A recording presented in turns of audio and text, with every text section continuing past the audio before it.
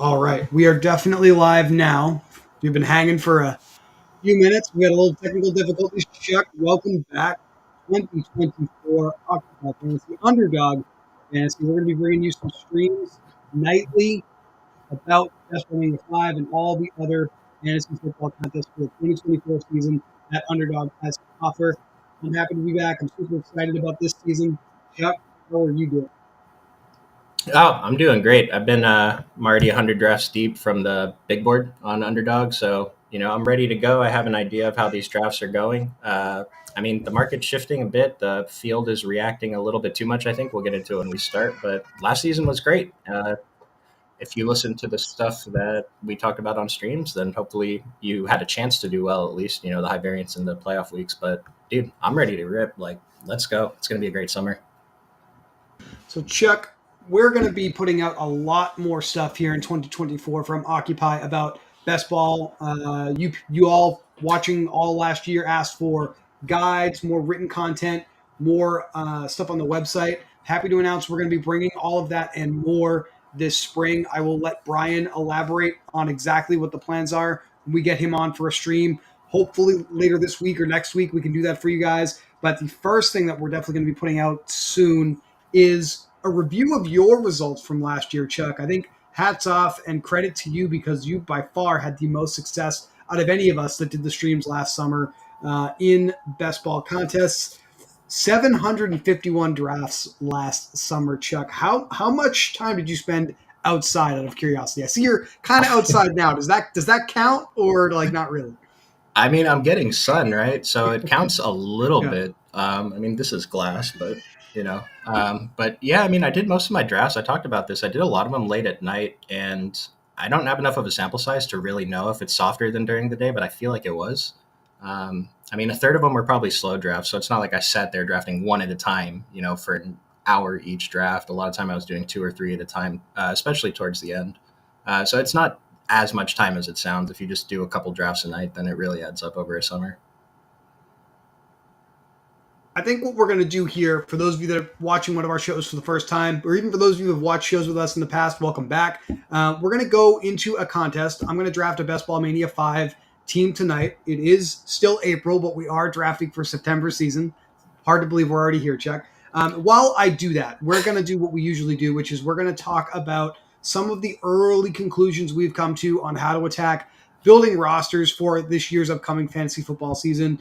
And just some general strategies for Best Ball Mania and other contests as well on some other sites. Those are basically the things we'll talk about over the next few months here.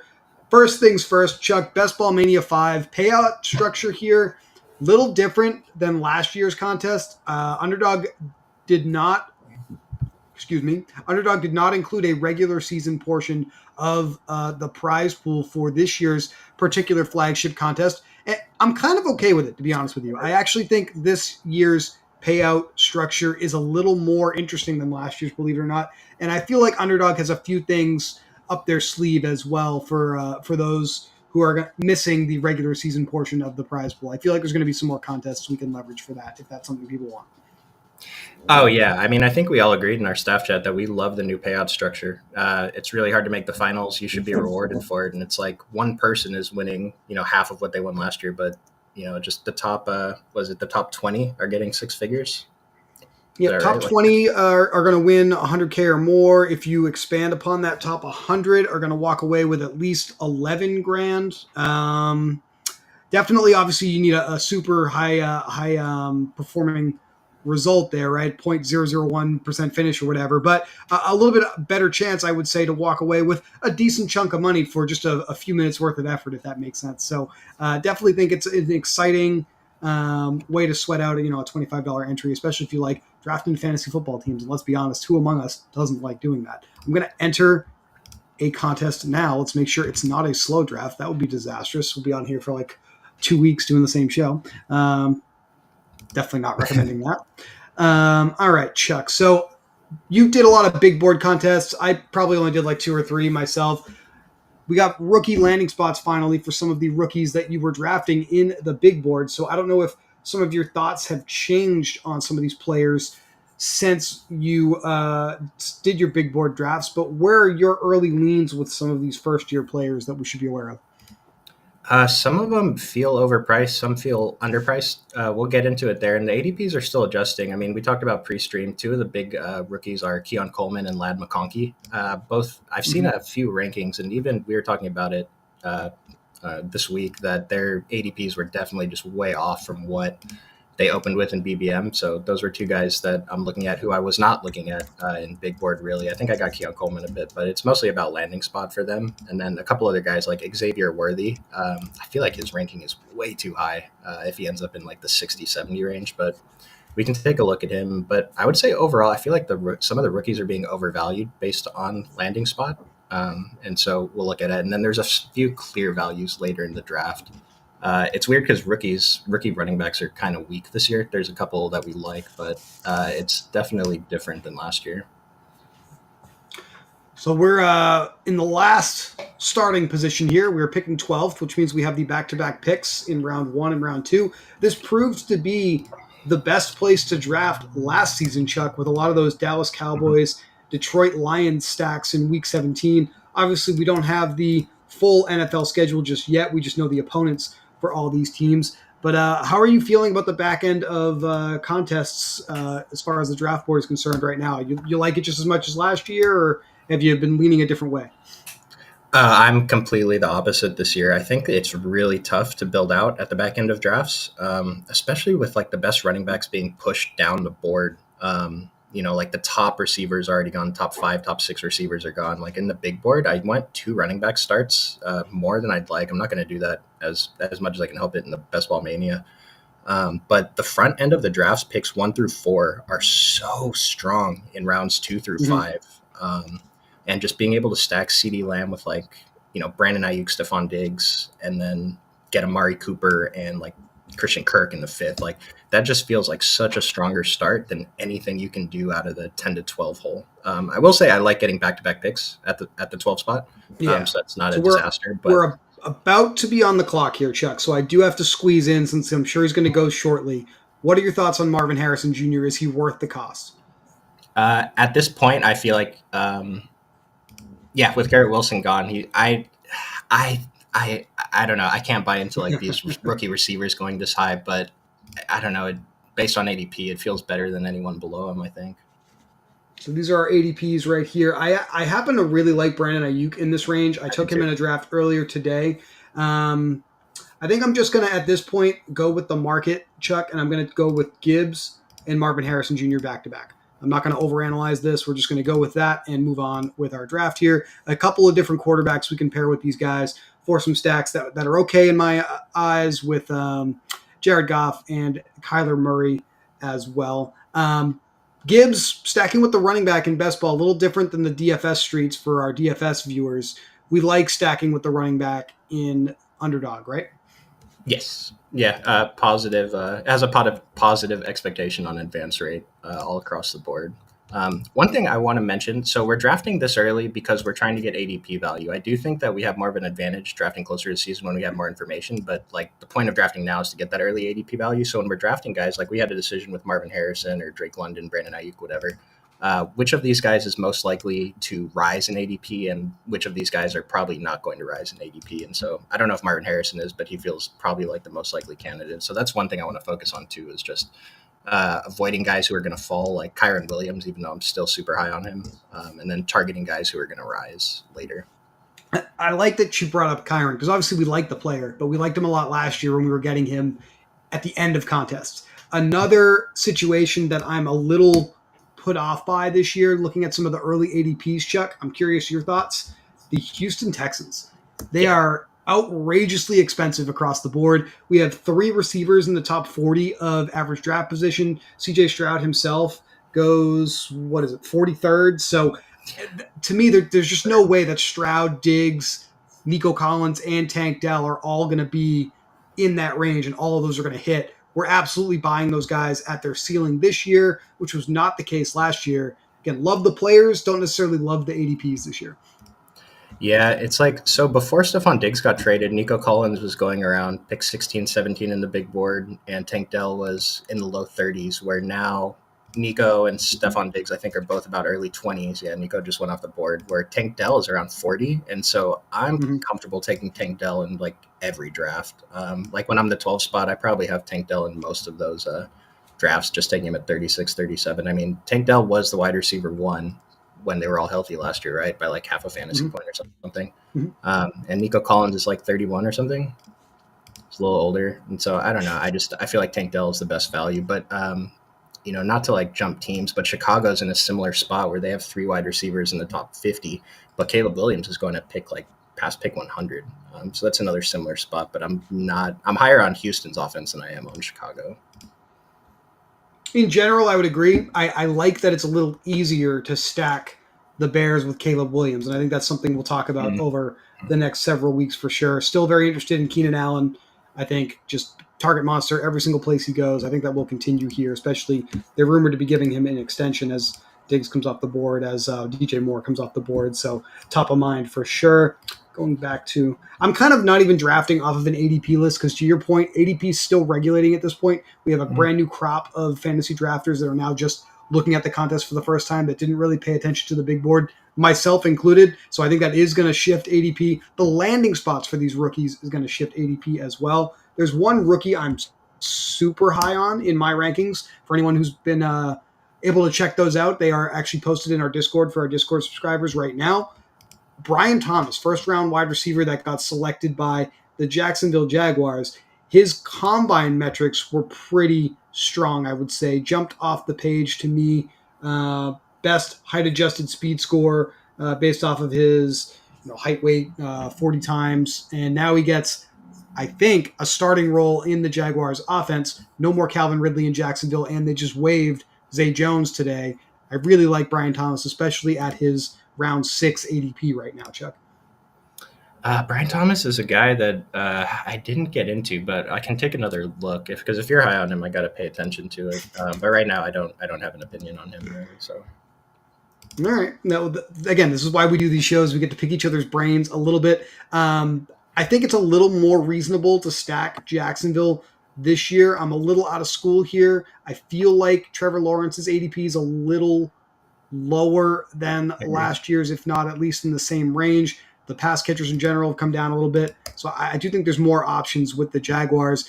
And as we come back around here on the clock pretty quickly, I may have an opportunity to even put my money where my mouth is and take one of his teammates. Travis Etienne was a running back that on our shows last year, I was not super high on. This year, I love the cost and his projection in this Jaguars offense. Some of the early stories out of the winter at the end of the Jaguars kind of disastrous collapse failed to make the playoffs after having a pretty strong edge last year, that they actually want to limit Travis Etienne's touches. But Chuck, I do think Etienne is in a really strong spot this season. I'm not really worried about the competition behind him in that locker room for reps. And then we got to make another pick here. I am going to pick Devontae Smith here with the Eagles, just get some access to a high performing weapon on a really strong offense. He feels like the easy pick there. I'm interested in Cooper Kupp. How high are you on Cooper Kupp? We know the ceiling, but we also know the injury history the past couple of seasons. Not as high as I am on Puka Nakua, which obviously ADP kind of reflects that. But at this range, pick 40, actually a little lower than the early ADP of about 35. CJ Stroud going even higher than the ADP I talked about a few minutes ago, Chuck. I'm definitely in on buying Kupp here in the 4th, 5th round. That's totally fine by me. CJ Stroud feels like he's just going so high. I mean, there's so many quarterbacks going 20, 30, 40 picks after him that their ceiling probably isn't that much lower, if not similar or the same. Talked a little bit about Keenan Allen and the Bears. Who are some of these other free agents that have switched allegiances this offseason that are kind of appealing to you? It took me a little bit to talk myself into one of them, which is Tony Pollard. Chuck, I think at the combination of expected touches and actual cost to put on your roster right around pick 90, I think I'm in on Tony Pollard again. I'm afraid to say after being disappointed last year. I think we can. I think I'm going to do it again this year. I was in on him before he went to the Titans. I don't know, just the stats about he was actually good in the second half of last season. Maybe he recovered from the injury more, but at cost, I mean, there's so many of those running backs though, and like starting at Alvin Kamara around pick 70 to like pick 100 that are just so strong, and a lot of drafts. I imagine I'm gonna have my first running back out of that group, so I'm gonna have to take a closer look at those guys. They're all old though. This is CJ Stroud, third quarterback off the board, like before Lamar Jackson, Patrick Mahomes. I'll say even like Anthony Richardson. I can't, no cosign for me. I'm not on board with that.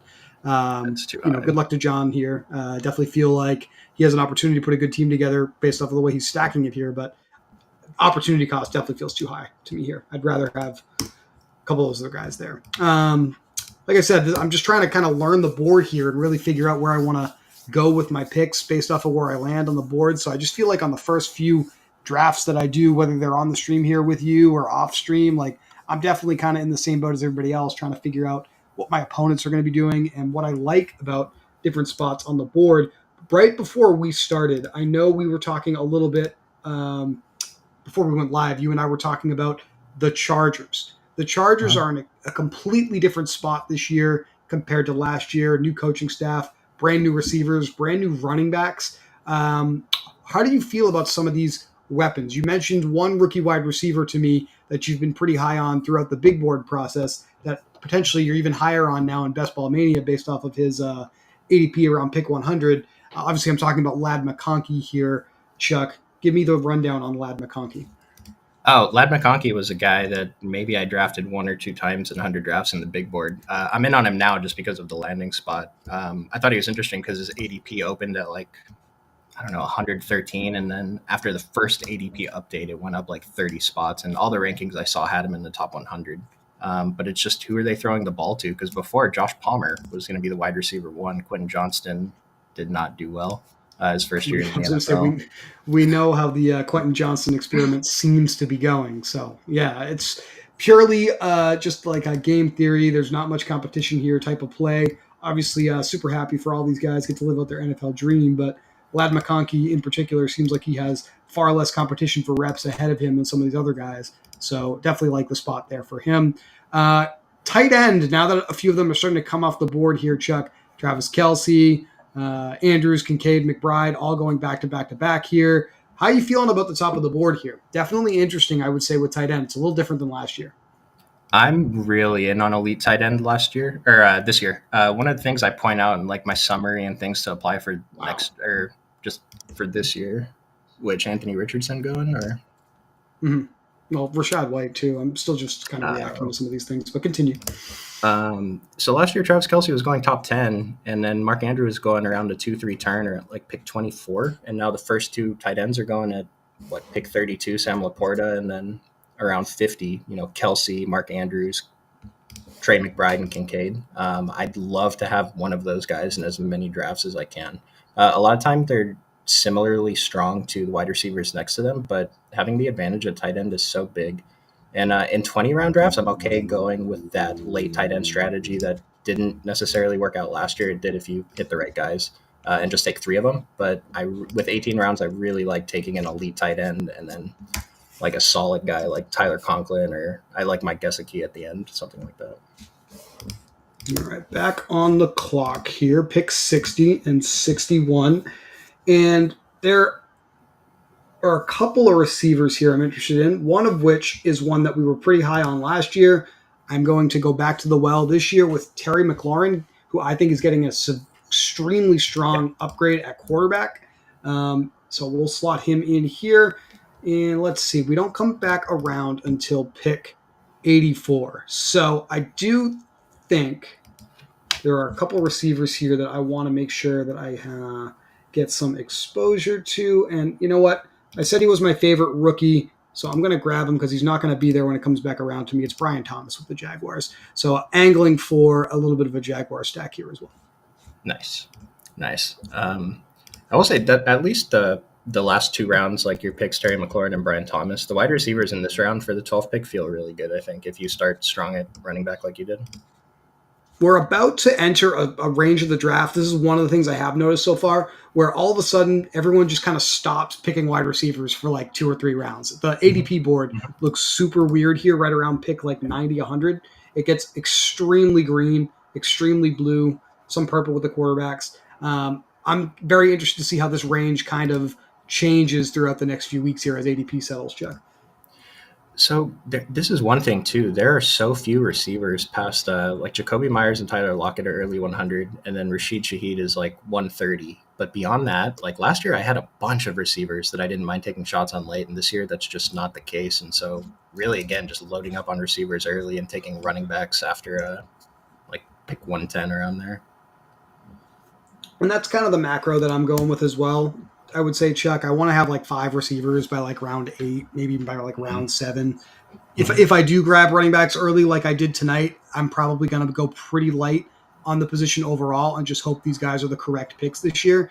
So I'm definitely going to start thinking about a tight end or two, at least 2 quarterbacks.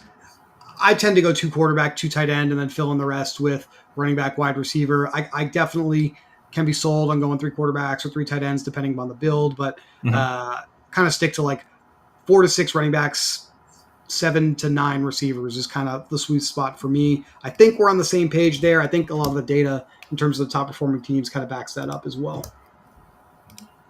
Yeah, agree. And there's a few late quarterbacks I think were much higher than the market on. I'm pretty sure you're high on Baker Mayfield again, and then I shot Deshaun Watson pretty good in your rankings. Yes, I actually ended up nerfing Deshaun Watson a little bit because I think I his saw that. projection Yeah. for me is just being pulled up a little bit by his Houston Texans average, which it's been a while now since we've seen that. So trying to focus more on his Cleveland Browns performance, but still has, I think, some ability with his legs that puts him comfortably in the top half of the quarterback position. I have him quarterback 13. So definitely think pairing him with David Njoku at tight end is one of these guys, Chuck, that in this range where they all start to go, I feel like he's being a little undervalued. And Watson's Mm-hmm. a pretty easy stack pairing with your tight end there. So Mm-hmm. kind of one of the only ways I think right now I'm super interested in getting to Watson is through Njoku. But obviously we have Amari Cooper, Jerry Jeudy, Elijah Moore, even like a lot of high upside weapons with the Browns. We even have Nick Chubb coming off of that really, really gruesome knee injury, but he's going right around pick 100 here, Chuck. This is absolutely, I think, in one of the better buy low windows for a player that we're going to probably see all year. Mm-hmm. Nick Chubb around pick 100. The reports start to come out that he's looking good, that he's at the top of the depth chart, that he's going to see his normal workload. He's not going to stay in that pick range. So that's one of the things I've been thinking about. It's a pretty good example of like the early closing line value I was talking about. You know, like Nick Chubb, could his ADP fall if we get news that his rehab's going poorly? Sure, but I think it's more likely to rise than it is to fall. I haven't been drafting him. I don't know. I'd rather take like Zach Moss probably starting for Zach Moss on Cincinnati. Yeah. Yep. Zach Yeah, I'd Moss with the rather take Bengals. him Yep. probably starting. We talked about him and Chase Brown are going right next to each other, and I think he's just such a stud 0 RB guy in that range. I'm with you on the same side. I love Zach Moss in that range. Another kind of 0 RB candidate that we had last year on the Texans. He's now with the New York Giants. I'm a big fan of Devin Singletary this year as well, Chuck, Yes. Yep. with the Giants now that Saquon has moved on to literally greener pastures with the Philadelphia Eagles. Speaking of Giants, didn't have a chance when he got drafted, but Malik Neighbors on the Giants going around pick 26. Are you in on that? Every time I hear his name, I just can't stop thinking about all the different clips that came out of him just looking like he's extremely upset that he has to play for the Giants. Apparently, the Giants social media team filmed him meeting Daniel Jones, and they just opted not to post it because apparently it was that awkward of an interaction.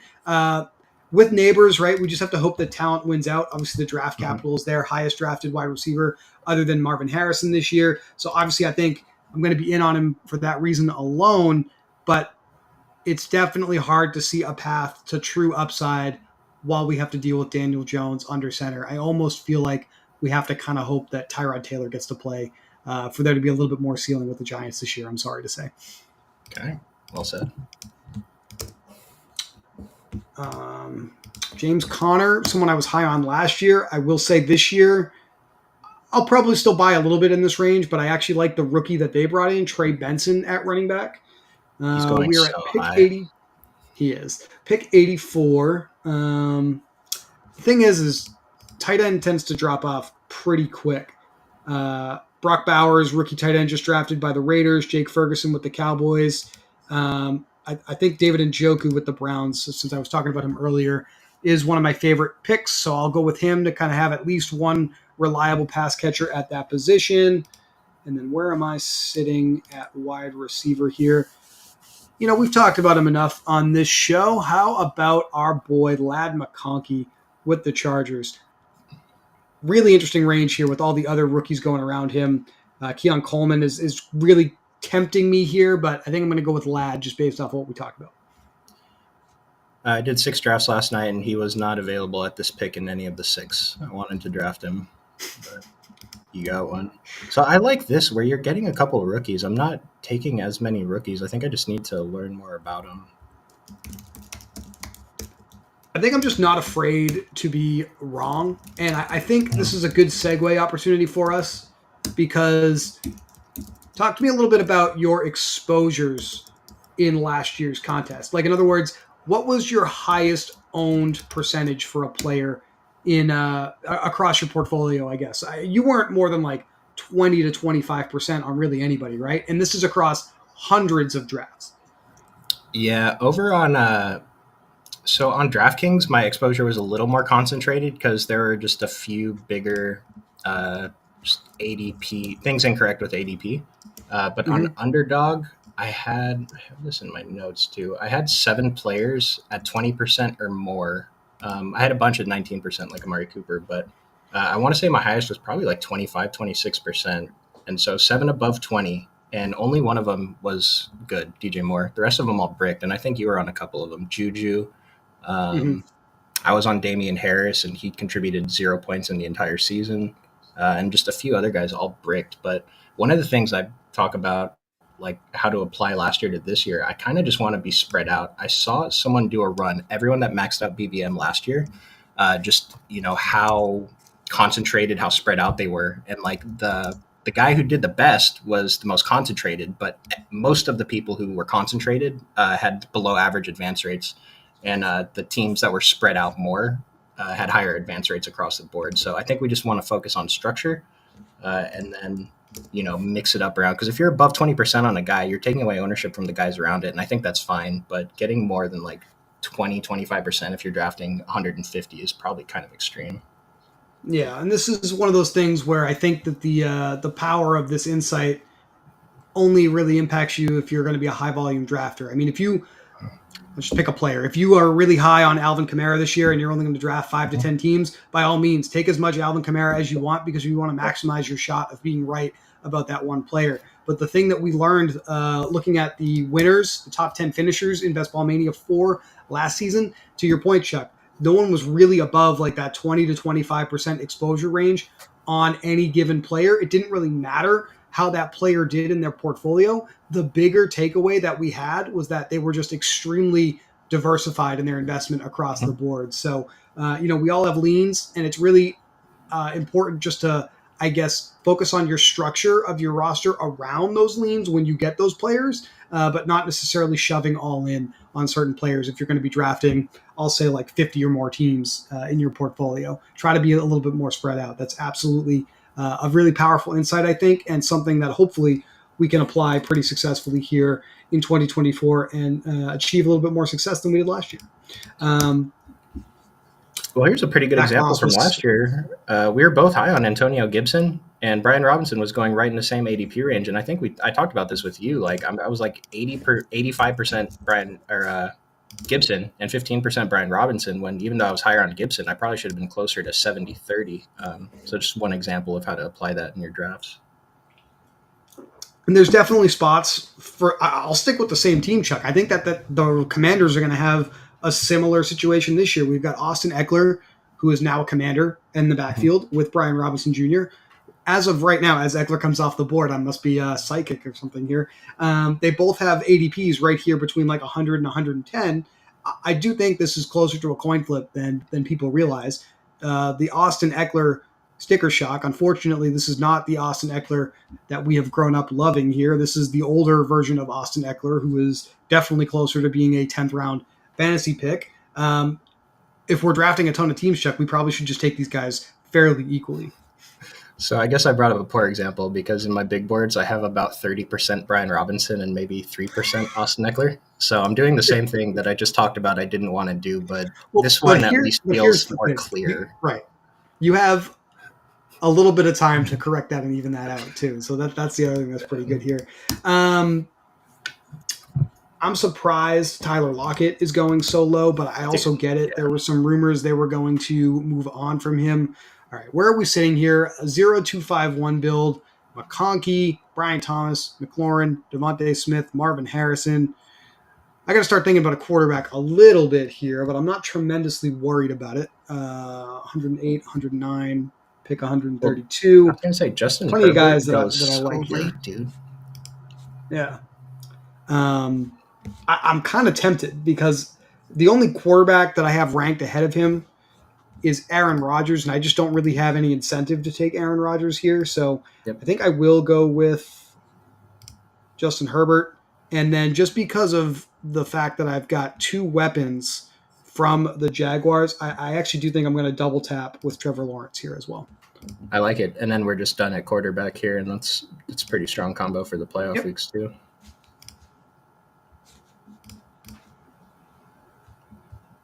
What do you think about Gabe Davis going late? He's probably going to be gone, but would you be interested in stacking him on this team? 4 players from the same team. I feel like our key takeaway was unless you're going to be the Buffalo Bills or the Kansas City, well, the Chiefs didn't really work out last year, but one of these higher scoring offenses in the league, I think you're spreading yourself out a little bit too much. We just want to act as if we're right with the players we've selected in these offenses. Maybe one more Jaguar just because of the lower ADP would be fine here, Chuck, but I do think I lean towards diversifying and just taking someone from another roster at this point. Nice. I am trying to still come up with my favorite second half of the draft board stacks. That's where we're at now. We're in round 10, so we're halfway through the contest. Last year, we were very, very high on the Texans in their late ADPs, all of them. Dell, Collins, CJ Stroud, and that worked out very well. I don't want to fully be accused of being a homer here, being from the Boston area, but I kind of like the upside of some of these Patriots players, Chuck. Brand new offense, brand new offensive coordinator. There isn't a single Patriot going above pick 80, and that the only one going inside the top 100 is Ramondre Stevenson at running back. So I do think the Patriots are one of these spots where we have an opportunity to stack an offense pretty cheap. But basically, these second half of the board correlations and stacks, I do think are going to be pretty critical in terms of maximizing our advance rate. So I think New England is a team that I'm probably going to hone in on at least early on here. I've been unintentionally stacking the Patriots. It's just so Demario Douglas, I think, is a fine late wide receiver dart. Antonio Gibson for me is a pretty decent 0 RB guy. Just even if he doesn't start, he's probably going to get work, catch his passes right. And then Kendrick Bourne as a last round flyer. I don't mind taking. I took some shots on him in the big board. I'll take a couple shots in BBM, but I think he's pretty good too. Arguably the wide receiver one, best receiver on the team, at least until these rookies come into their own here. And he barely has an ADP, Kendrick Bourne. So I definitely think that's why we have opportunities here. And I'm excited about Jalen Polk and Javon Baker if they're able to earn roles with Drake May in New England's offense. Drake May, very good with the deep ball. The Patriots bringing Alex Van Pelt, the former offensive coordinator of the Browns, over to lead their offense here in 2024. I'm excited to see what that's going to look like for them. They've already kind of talked a little bit about switching to more of like an outside run scheme on their offense. And we've seen what that's looked like in practice and execution for receivers like Amari Cooper, right? So I guess thinking about Amari Cooper, David Njoku at tight end, maybe we have something going on here with Hunter Henry and one of these Patriots receivers. Maybe it is Pop Douglas, maybe it's Kendrick Bourne. But the overall point is we can take some shots and try to figure out who those guys are going to be at relatively no cost in drafts this year, which is what's most exciting about it. I like it. And I wanted to answer this question from Derek while we're closing in on his ADP. How do you guys feel about Jalen Wright's spot? Obviously, a dream offense, but not sure how much he can see the field barring injury to Mostert or A-Chain, even if that's highly likely, in parentheses. I think he's gone around pick 130. Not sure if I saw it after the update, but as a zero RB candidate, feels okay. I mean, pre-draft or pre-NFL draft, like people were getting pretty high on him out of the combine, so. ADP I pulled before we started the show here, Chuck. He's pick 145. So Even that would better. be round 13. I don't mind the cost. I mean, it's tough to see how he cracks that backfield and get the opportunity, but that's why we have the opportunity to buy him so low, right? So I think that's why we do it. We know we're not going to be right about every player that we pick, but we want to make sure that we have a portfolio that allows us to withstand those potential pitfalls on our rosters. And I feel like, obviously, we're about to be on the clock here. I can afford to take a couple of shots on high upside mid to late round running backs because I have a pretty high perceived floor with my two starters here in Gibbs and ETN. So I don't necessarily think I'm like targeting him on purpose at this point, but the overall thesis of seeing the ceiling there is definitely something I'm interested in. I am not super worried about ADP at all right now. Interesting you brought up uh, running backs to take flyers on and not being worried about ADP. I'm going to go with Kamani Vidal well ahead of cost here just because I have read about this player so much over the last couple of days. I need to make sure I get my pieces. Maybe this is a little aggressive, but I just don't think ADP is efficient right now, so I'm really not worried about it. Vidal is a day 3 draft pick. This could be a terrible pick here in the round 11 range, but just doing this for content, I guess, at this point. Only has Gus Edwards and J.K. Dobbins fresh off an Achilles tear ahead of him at the running back position in this brand new Chargers offense that has very, very pitiful receiver talent that could be more run heavy under Jim Harbaugh, could easily be the most talented running back out of the three that they have here. So he's a player that I definitely want to have exposure to as I auto pick Kirk Cousins because I'm just not even thinking about what I'm doing. So spring training, I guess, for best ball for me on the stream here. As I'm going off about taking players too early, I take a third quarterback in Kirk Cousins. It's fine. We'll figure it out. You have a third shot for the playoff weeks. Hey, there we go. I loved my rant there about Vidal, though. Definitely got way too passionate about that and auto picked. It's not going to be the last time it happens. I'll tell you that right now. Well, I took him in 3 of my 6 drafts I did yesterday, and he's not going to be Kyron Williams, but last year I think we both came to the same conclusion about Kyron Williams independently, and so it's kind of a nice thing that we all agree on it.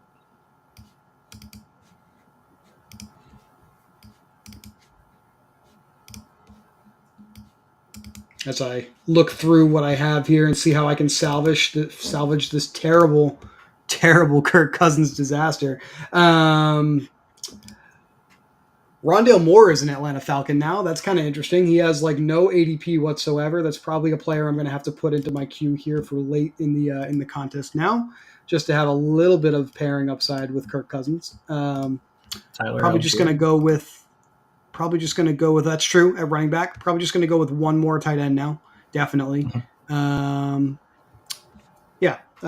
probably how we'll try to make this work here. Hey, mistakes happen. Everybody gets to it's not easy to do this. It's not easy to draft and talk about things at the same time. That's for sure. How do we feel about, as we talked about being high on Kyron last year, the Rams have been making some moves at running back kind of quietly over the last week. One of those moves was drafting Blake Corum last weekend. This was a running back that I think his measurables kind of were off the charts at the combine that people were pretty high on over the last couple of months. This was one of the most disappointing landing spots for me, Chuck, just because I really do feel like Kyron Williams kind of caps his upside. But the other way to look at it is really interesting low cost here for Corum and not exactly that much competition behind Kyron Williams for backup running back there. This is a guy that I drafted in the big board, and so I don't mind him at cost as a zero RB candidate. I mean, we probably know what happens if Kyron goes down. We saw it happen last year when Kyron took the work. So I mean, because the coach said Blake Corum is Kyron Williams, right? It's basically what he said. Yeah. So if anything happens, I mean, it's got to be one of the best spots for a zero RB guy. Are we out on Ronnie Rivers? Is he done? I don't have really any passionate thoughts about Ronnie Rivers. I kind of feel like he's been a street free agent for a reason. Obviously, the Ram staff likes him, but they don't like him enough to keep him in that backup role with all the moves that they're making here. So I think that's kind of the conclusion I've come to on Mr. Rivers. I feel like the Rams are telling us they want to replace him, so we should probably listen to them. How about a guy that just came off the board right now, Ezekiel Elliott? Yes, and we'll see the board here says New England. Elliott is no longer with the Patriots. Elliott is back with the Dallas Cowboys. Feel like he goes right back to the top of the depth chart there for them. I'm not really super concerned about Malik Davis, Deuce Vaughn, any of those other running backs. That Royce Freeman, I think, is in Dallas as well. Jerry Jones relapsing with Ezekiel Elliott was probably something we should have seen coming after they were unable to land Jonathan Brooks in the draft. I don't mind this cost. His ADP has come up 50 picks over the last day. So people are already kind of forecasting him as the starter for the Cowboys at running back, one of the best offenses in the league. So I taking perception about the player and the fact that he has gotten progressively worse over the last few years, leaving that aside, as long as he's in like the pick 100 or lower range, I think we buy the player because he's going to have the touches, and that's really all that matters. Yeah, Rico Dowdle's the other running back in Dallas. I was drafting him a bunch in the big board, but it's probably not great now until his ADP stabilizes. Another guy here is probably my favorite zero RB candidate, just at ADP, Ty Chandler. What do you think about him? Okay, I was going to ask you about him, and then he came off the board, so I kind of moved away from it. How do I have the Vikings right now? Aaron Jones being his competition in the backfield definitely soured me on Ty Chandler just a little bit. But the other side of that is we've always seen Jones kind of be in a committee anyway with A.J. Dillon historically in his career. So definitely think Chandler still has some asymmetric upside, especially if Jones continues to suffer from injuries, which he has been dealing with over the last few years of his career. We saw Chandler can handle the work as well towards the end of last year. So I don't mind this cost whatsoever. I do mind, just to keep it on Jones's former teammates, I do mind taking A.J. Dillon because I do think the market is correct that Marshawn Lloyd here is basically replacing Dillon as second fiddle in the Packers backfield to Josh Jacobs. I think we're done with A.J. Dillon at this point. Some of the early rankings I saw, A.J. Dillon is like the first person not on them. So all right, let's try not to time out this time and actually use the Q button. We have 3 quarterbacks, 3 running backs.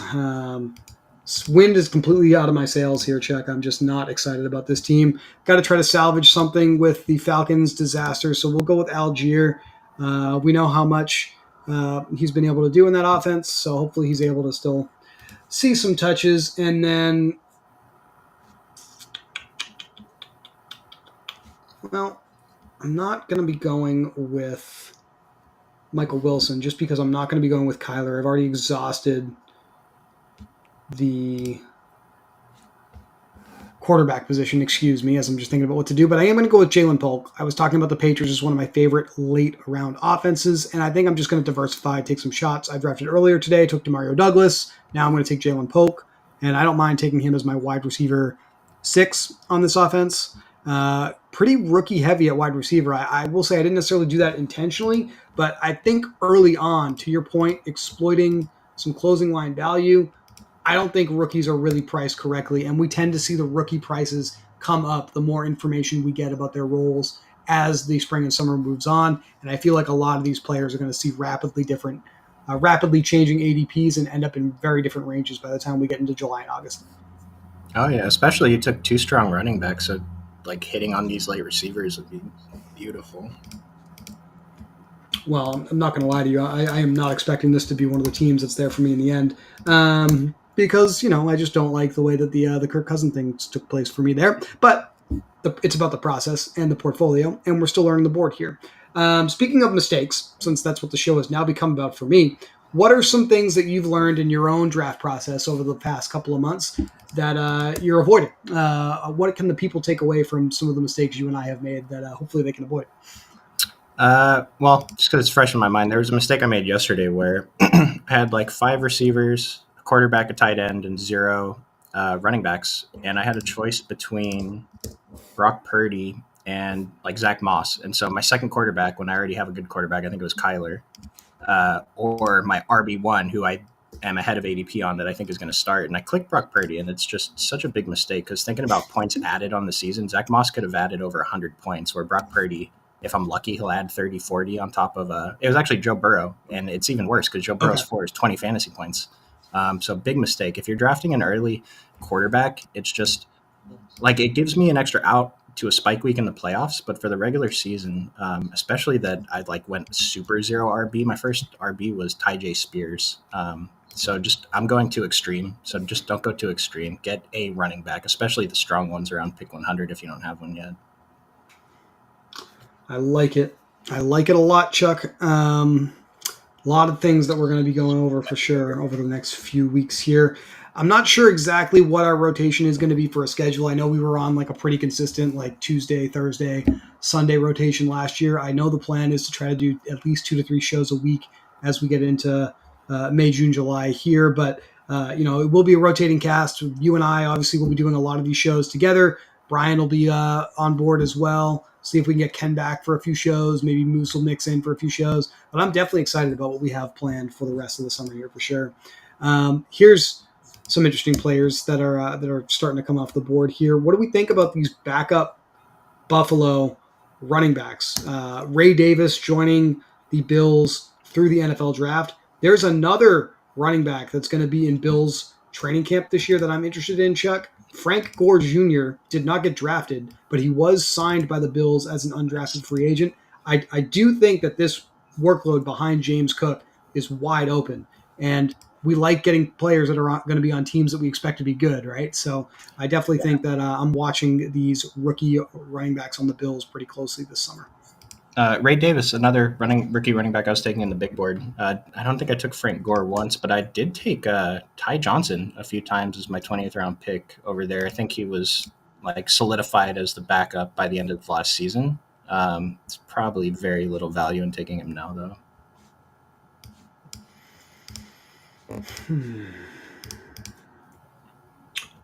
Board's flying here. All right. Jaleel McLaughlin is not another one of my favorite taking guys. At this point. No? You're out?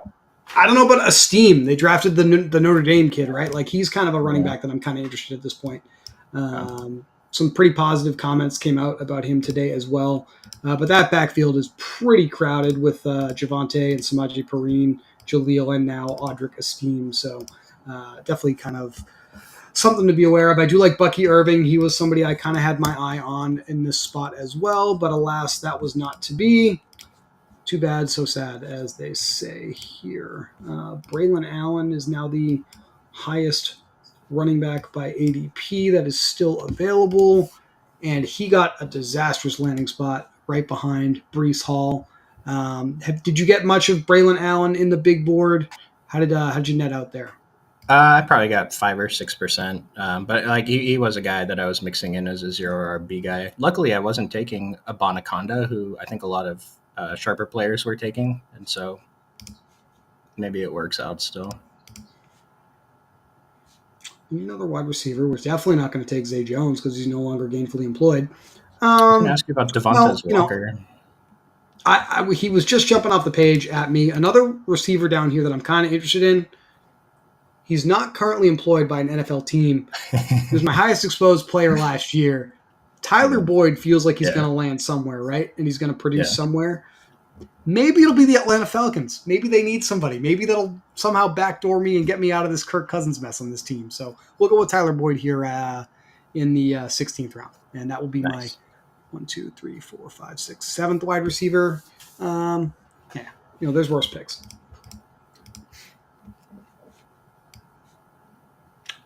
How do we feel about Marvin Mims? I guess just sticking with Denver. No interest this year. Wow, we were pretty high on him last year. So what changed? He's not good. His team's not good is probably more accurate. We don't know for sure that he's not good, but we know he's not good with this team. And maybe who's their starting quarterback? Bo Nix? Yeah, maybe, I don't maybe have he's time better to than Russell Wilson. For the Bo Nix pick. I feel like the only reason we're not talking about Bo Nix is because of Michael Penix. going to Atlanta. Exactly. Exactly. Maybe I should take Michael Penix here as an homage to Raheem Morris and the Falcons. Interesting roster building strategy for sure. But Devontae Walker definitely jumped off the page to me as an interesting option as he came off the board here in this round. I am interested in, I took Tyler Conklin, who I think is pretty clearly going to be the starting tight end for Aaron Rodgers in the Jets offense and was a target of ours last year in the same range. But I'm pretty interested in Ben Sinnott. He's the second round selection of the Washington Commanders at tight end. I feel like he can command a pretty decent target share in that offense right away. So he's someone I'm pretty interested in this range as well, with really no competition in the tight end room for the Commanders anymore. And an upgraded quarterback for that offense in Jaden Daniels. Rashad Bateman, I kind of like him down here. I took him earlier today. Obviously, a lot of competition for targets with Lamar Jackson, but just signed an extension. So obviously, the Ravens are telling us that they still believe in this player. This is the range, Chuck, where I think we definitely can start taking some flyers on receivers that the field doesn't quite know what to do with. So even though I feel pretty good about my exposure to receivers, I still think there's plenty of opportunity down here. I think the way that I built this roster, where am I here? I'll be up in about a round. I got 4 running backs, 7 receivers. I could either go double running back here to have a couple more shots. 1 running back, 1 wide receiver is the direction I'm leaning to go with like a 3-5-8-2 build, which is pretty close to my optimal. And I think that I can justify it just because I'm kind of already in a Jahmyr Gibbs, Travis Etienne have to be those guys or I'm dead anyway kind of situation, the way this roster has been built. So rookies that are still, I believe, still available. Roman Wilson with the Pittsburgh Steelers should be an interesting potential pick if he's still on the board. He may be gone, actually. Aeneas Smith was drafted by the Eagles. I don't see an ADP, at least on my end. Maybe he has one now. I think he's kind of interesting. Not a rookie, but are we doing it with Jonathan Mingo again, Chuck? I don't know if I am. I did. Okay. My thinking was just Bryce Young is probably going to start in week 17. And so if I needed a third quarterback, Bryce Young was there and Jonathan Mingo was undrafted. So, but I don't believe in him at all. It's just a pairing candidate for late quarterback that I do think is going to start, even if he's not good. As far as I'll going back to the Denver Broncos, though, I'll put it this way. Bo Nix expected to start. Broncos have basically already tipped that. The only quarterback in the league that I'm ranking below Bo Nix for fantasy football right now is Gardner Minshew. No, don't say it, dude. Yes. I've taken him as my third quarterback on Devontae teams. But the thing about drafting Gardner Minshew is at least he has Devontae Adams, Jacoby Myers, and they just signed Michael Gallup, right? So that is definitely an interesting offense. We're mostly looking to just correlate. Quarterback, the floor, I think Minshew probably averages between 16 and 17 points a game. The best quarterbacks are going to average 20. Like there's not a huge drop-off at that position. It's not really like any other position we can consider. This Malik Washington kid was the name I was searching for and couldn't come up with. Mike McDaniel basically kicked the door down of the general manager's office and Chris Greer and basically begged him to draft this player. I don't know what else we need to know about Malik Washington other than that, frankly. If Mike McDaniel, as creative as he is with calling plays on offense, is demanding a player, we probably should take notice of that. Miami with really no depth to speak of behind Hill and Waddle, and I think that kind of reared its ugly head in the late stages of the season last year and their playoff loss to the Chiefs. So maybe Malik Washington here is kind of a player we should start drafting. What about Jonnu Smith? Jonnu, I think a significant upgrade. Shut up, O'Nix. Significant upgrade to Durham Smythe at the tight end position. So I definitely think I'm interested in him as well. He's gone, I believe. I think he got selected already. Yeah, he got taken a couple of rounds ago. I was just curious. All right. How am I going to end this draft that I no longer feel any good about since I auto-picked on Kirk Cousins? It's my own fault. It's my comeuppance for taking Kamani Vidal far too early. I deserved it. I spit in the face of the fantasy football gods, and they humbled me immediately. It does happen. 2 picks to go. Our boy from last year, Rashawn Johnson, still sitting here. Audric Esteem with the Denver Broncos. You know what? talked about him, spoke him into existence. We'll take him. So that means one receiver left for me to take here. Odell Beckham still not gainfully employed. I gave the answer out earlier. I need to have some safety here with this Kirk Cousins pick. So Rondale Moore, come on down. Last pick on the board. I don't know, man. I think I salvaged this a little bit, but I'd be lying to you if I said by the end of the year I'd look back on this one as one of my favorite teams. Well, here's the thing. If I was looking at this as this was a 20-round draft, I wouldn't hate it. I still don't hate it as it is now. It's not the worst. It'd be different if you drafted like an early, like a Joe Burrow and Trevor Lawrence, but it gives you a third out at quarterback. I don't think it's the worst. Yeah. 3 quarterback builds just in general, I think they're fine. I just wasn't planning on it, right? The important thing is to make sure you're utilizing that queue, getting players queued up so you're not auto picking, especially now when ADP is just a little crazy. Definitely not a good thing to be doing, but allow us to make the mistakes for you before you put your hard-earned dollars in these contests and have that happen to you as well. So, Chuck, this was awesome. I love getting the band back together, so to speak, and talking about fantasy football. We're going to be doing this several more times. Missed having these regular meetings with you in public on the stream, but happy to be doing that again. We have a promo code for you all. If you are new to Underdog, please make sure you're using promo code OCCUPY2. It's on the screen here to sign up. Deposit $100, you'll get $100 match to start drafting fantasy football contests here, like Ball Mania 5, to enter Pick'em Champions slips as well. And I know that we have several Discord users and staff members that are basically talking about different ways to attack those contests night in and night out. Underdog is definitely one of the best places to play different types of fantasy sports contests in the industry. And that's why we're super excited to be partnered with them again here in 2024.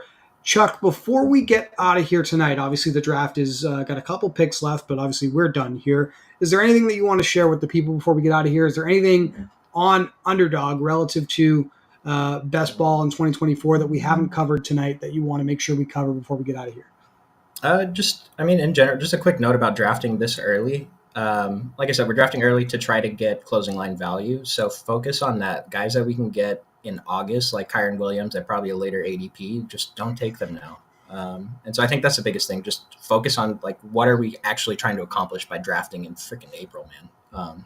And so, just be smart with your picks. I want to shout out Brian, Derek, and Index of Suspicion for joining us in the chat. Thanks for watching, guys.